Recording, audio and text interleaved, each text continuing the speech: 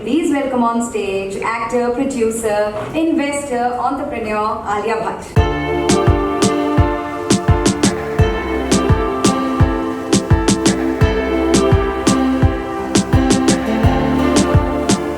Where did the interest in entrepreneurship come from?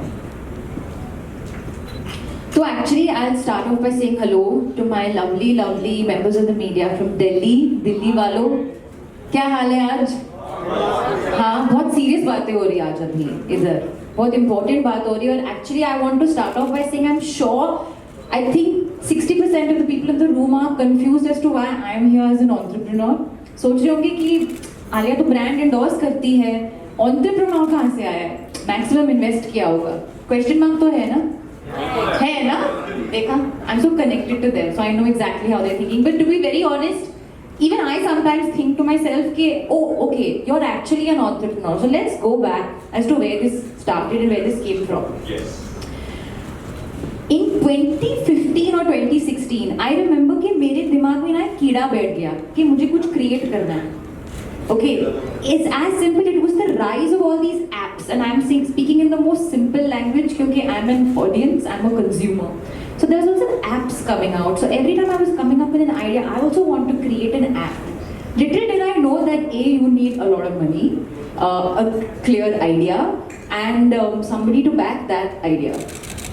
So then I remember, okay, fine. I would call up my team and say, oh, I have this idea, why don't we create something like this, why don't we do this, something, and they would just humor me and hear me out, and I don't think I'm ever going to stop ideating about, what I would like to create. But basically what I was looking for at that time, I remember, and it comes from a very vulnerable place as a person, I never wanted to put all my eggs in one basket, which is मैं एक actor हूँ and I work very hard on a daily basis, पर कल का क्या पता? Who knows where I'm going to be tomorrow. So I wanted to secure myself as a person and as a professional. But obviously, when I sat down to actually ideating about what I want to create, usually you would consider an actor to do like a fashion brand, some clothes, a limited edition collection of something, which is fine in its place and it's great. But when I actually got down to thinking about, do you need another fashion label? There's so much quantity, there's so many options available. So why would anybody come for a product just because my name is associated to it? So I didn't want it to be something that just because it's associated to my name, it's a brand that should stand tall on its own. So I looked for the gap in the market at that time. Us time pe, there were not as many homegrown, sustainable children's clothing brands at that time. And that's where I said, okay, this is the story. And parallelly, us time pe, I was also thinking of putting out a story of a little girl and her dog, Ed. And this little girl and her dog go on these adventures. They talk to trees and animals and everything, and they're on this adventure to save the planet. So from that story came the story of Edamama, which is my own children's wear clothing brand. मेरा venture है, मेरा capital है, मेरा vision है. I am the sole investor and founder of Edamama. So that's the information that I want to put out there first. Fabulous. I did not know the story of Ed, by the way.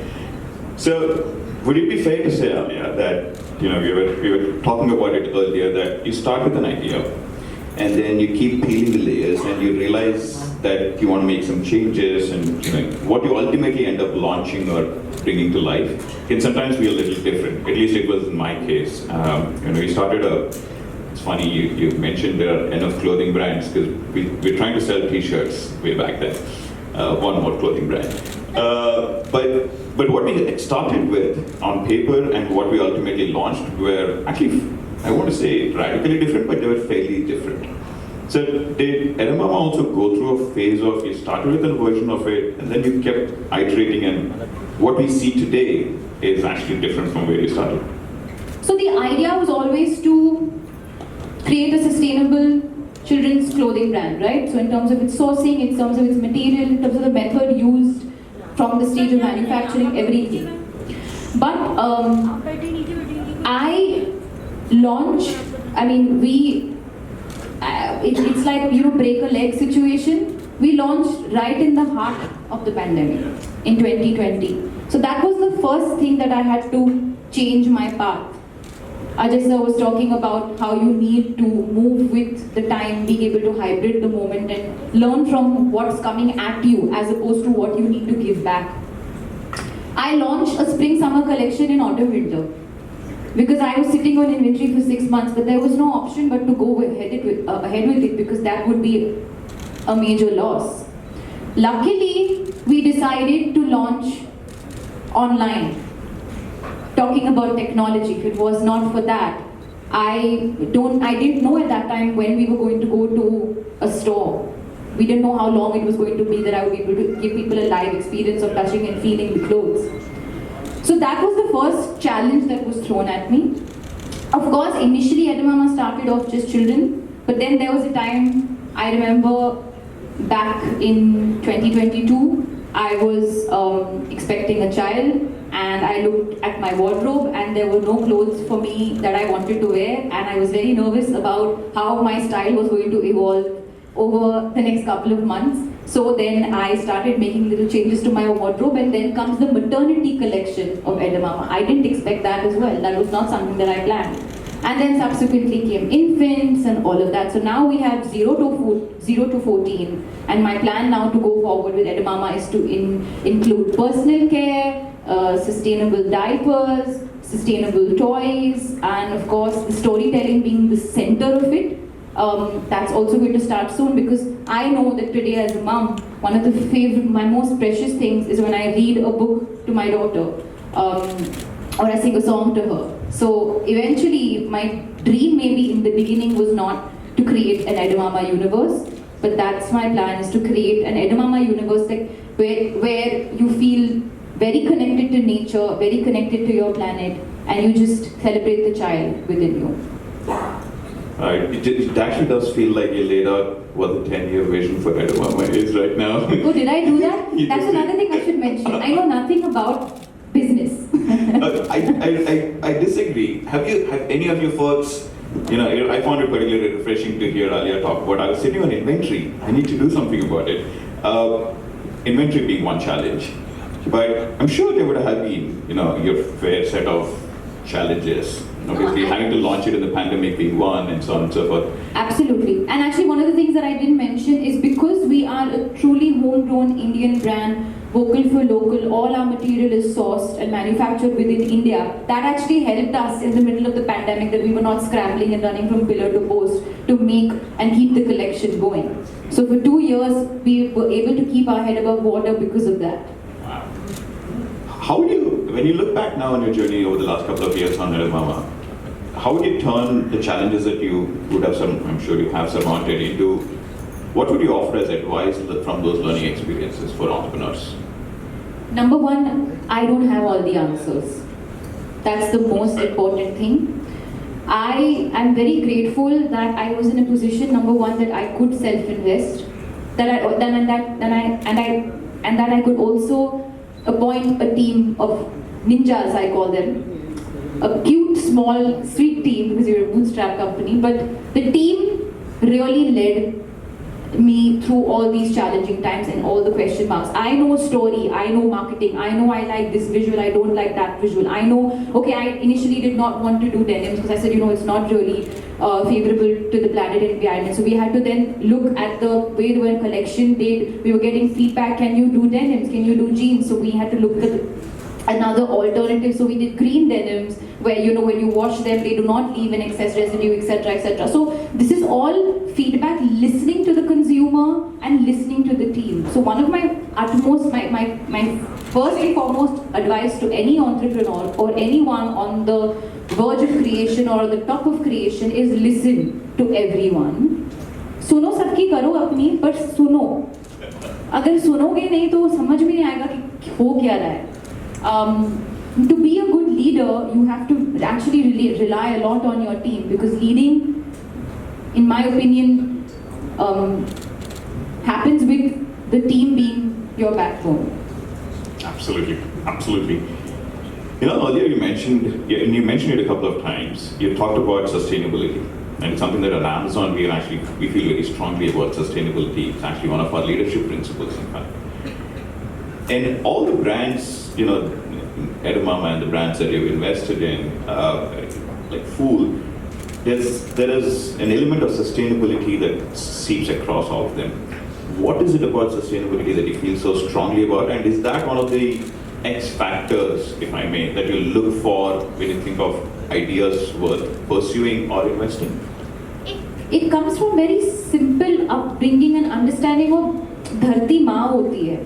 And we have to be very, very sensitive towards the planet that we're living in. And of course, there will be a couple of things here and there that you don't, maybe you miss a step here or you miss a step there. But if you're consciously just thinking about it, is it good for the planet? Is it good for the planet?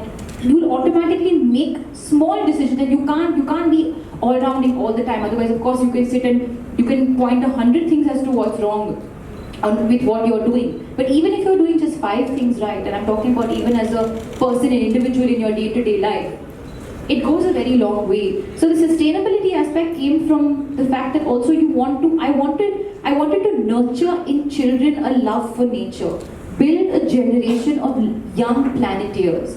So even with the words that we have on our t-shirts and all, it's not like stay cool, stay calm. It's, be kind,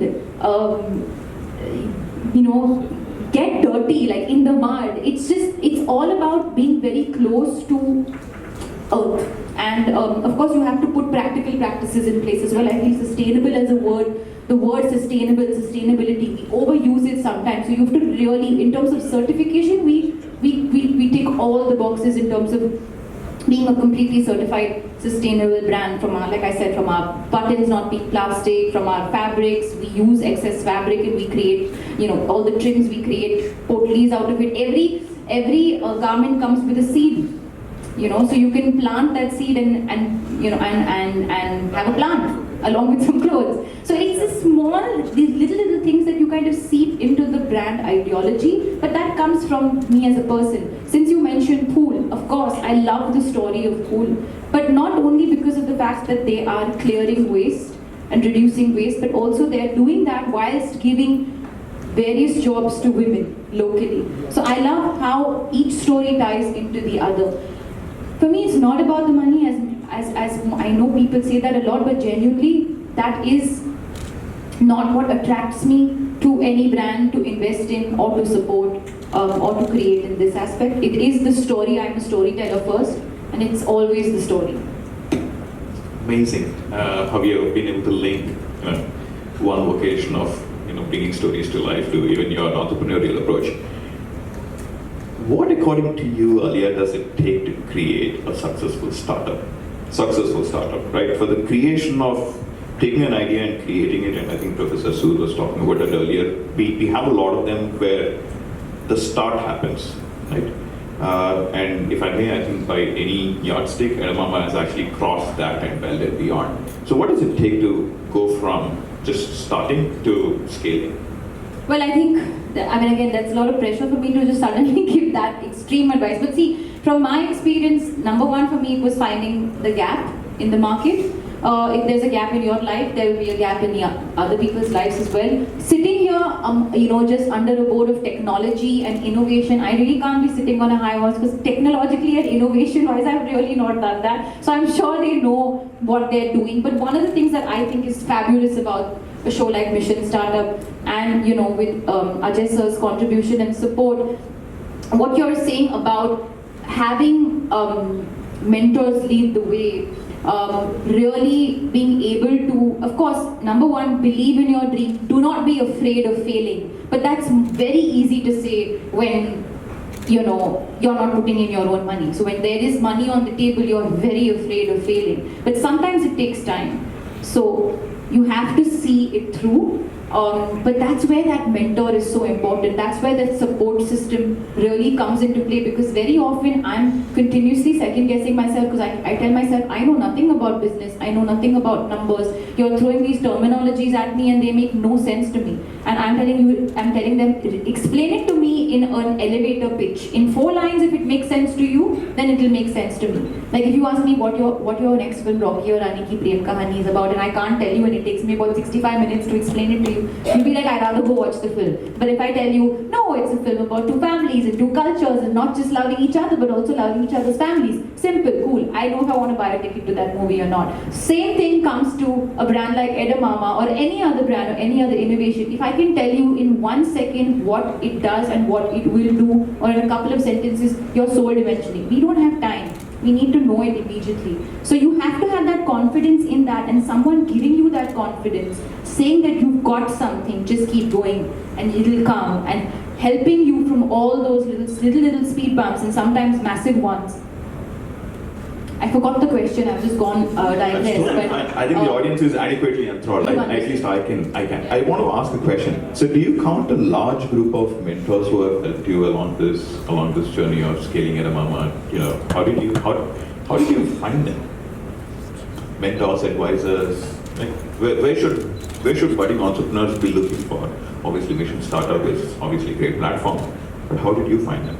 Like-minded people who have started business, like done something in that space before, maybe not succeeded at it for XYZ reason. Like again, speaking about someone, my business head, Ifat, not talking too much about her journey, but we found her because she had a little brand that she had done on her own, selling exclusively on a platform, and we really liked the fact that she went out there and did it on her own and felt that she would have a lot to add to a brand like Edamama, and she's somebody that I deeply rely on her. I trust her blindly, and sometimes I say, if you feel like it's what we should do, I don't think about it, but if you feel like what we should do, we will do it.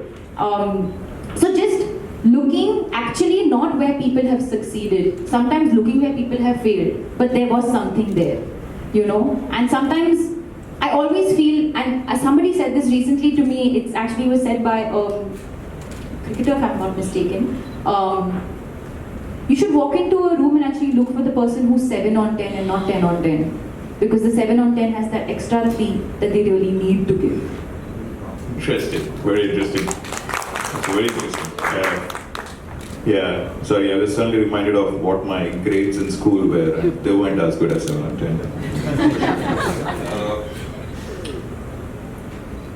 Talking about Mission Startup, you know, with your experience of having been an entrepreneur and having been an investor too, and obviously having been a phenomenal, entertaining actor, what do you expect Mission Startup to be about?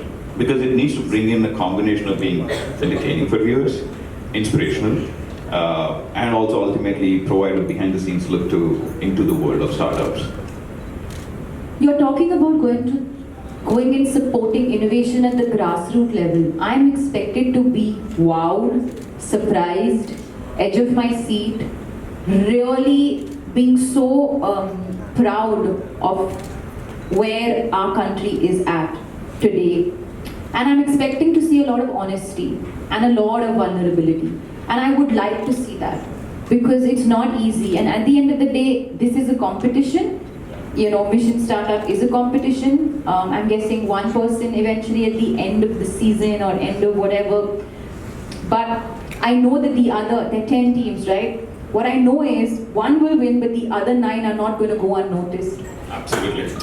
So there is so much exposure and such a beautiful platform for these people. And like everyone rightfully said, inspiring, incentivizing. You'll have people sitting at home watching the show and maybe resonating, saying, yes, this is me, this is what I thought, this is what I felt, oh, that's the mistake that I made. And even if they don't land up coming on Mission Startup, they will go into their own mission and maybe do something, start something there.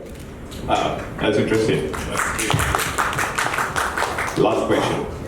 So you are a producer, an actor, I'm sure a very busy personal life, a mom, an entrepreneur, an investor, and I'm sure I missed out a bunch of them. How do you manage it all? What's your secret to work-life balance? I think everyone over here, everyone has a balance that they need to maintain, right? You have to maintain your family, you have to maintain your work life, you have to maintain your children. घर संभालना है, खुद को संभालना है, health संभालना है, सब कुछ संभालना है. But we do it because such is life, and you need to just keep moving. You know, put one step in front of the other. Not think about what you're not doing right. Think about how you've gotten through the day with a smile on your face. And even if you have a couple of tears rolling down, it's okay because such is life. So one of the most important things is I don't have all the answers. Sometimes I do not manage, but I know what my top priorities are. Of course, now, you know, my daughter being at the top of the mountain. But you just have to, like, I'm sounding like some motivational speaker right now, but I'm just saying you just have to keep going and not thinking about how you're doing or how well you're doing or how badly you're doing, and, you know, stop yourself every now and then to give yourself a pat on your back if you want, but just keep going. Such is life. Just keep going, such is life. I think that's a t-shirt slogan, I don't know. And I'll try it. But thank you so much. Thank you so much for being here. Thank you for your candor. And thank you for what I'm certain is going to be some little very interesting pearls of wisdom for entrepreneurs everywhere. Thank you so much. Thank you so much for having me.